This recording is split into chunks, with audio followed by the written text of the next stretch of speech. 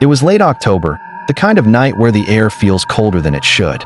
I was working the late shift at Spirit Halloween, a temporary store that pops up every year inside an old abandoned mall space. The place was buzzing, customers everywhere, music playing, and that smell of plastic masks and cheap fog machines filling the air. It was supposed to be a fun job, easy money before the holidays. Around 9 p.m., two teenage girls walked in. At first glance, nothing about them seemed unusual. Hoodies, messy hair, just typical kids. But something felt off. They weren't really shopping, more like scouting the place. They kept whispering, laughing too loud, and glancing over their shoulders. A few minutes later, I noticed one of them slide a small item into her purse, fake blood. Then another grabbed a mask and tucked it under her jacket. I froze for a second, trying to decide what to do. We're told not to confront anyone, but it's hard to just stand there and watch. So I took a deep breath and approached them. "Hey girls," I said, keeping my voice calm. "Need help finding anything?" They both turned at the same time, like they were caught in a spotlight. One of them smirked and said, "Yeah, mind your own business." I told them if they didn't empty their bags, I'd have to call the manager. That's when it happened.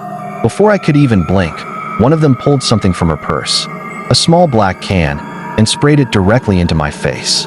Pepper spray. My world went white. The burning hit instantly, like acid on my eyes. I screamed and stumbled backward, crashing into a rack of costumes. People around me started yelling. I could hear footsteps running, laughter fading as the two of them bolted out the door. I remember hitting the floor, gasping, tears streaming down my face. Then a hand, someone saying, "Don't move, help's coming." Next thing I knew, I was in the back of an ambulance. An EMT holding my hand, telling me to keep my eyes closed. They caught the girls later that night, both under 18. They didn't spend a single day in jail. Not one. Now, every year when Halloween season comes around, I see those orange and black banners, Spirit Halloween coming soon. And it hits me all over again. The smell of rubber masks, the sound of laughter, the sting in my eyes. Like I'm right back in that store. And they never really left. It started in early October, when the air began to cool and the cornfields turned dry and golden. I thought my ex, Kenny, was finally out of my life. We'd been together for 2 years, 2 years of jealousy, shouting, and broken promises. When I finally left him, I got a restraining order and moved to a new house with my son.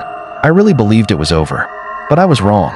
The first sign came one night around 2 a.m. I heard tapping on my bedroom window. Not loud, just enough to wake me up. I froze.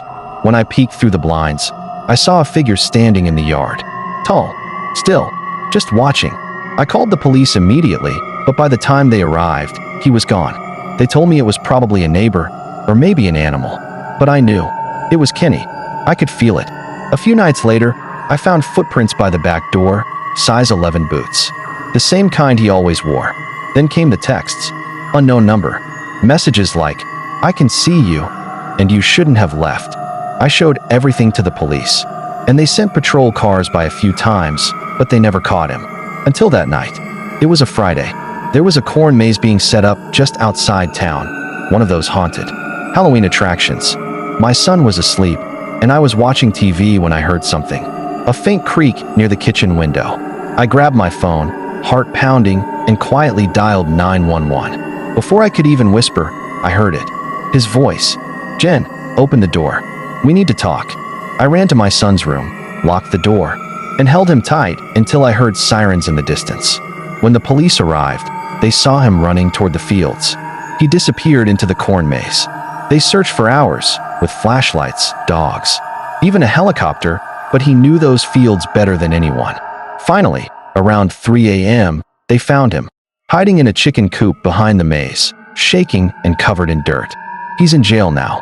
But even today, whenever the wind blows through the corn at night, I swear I can still hear him whisper my name.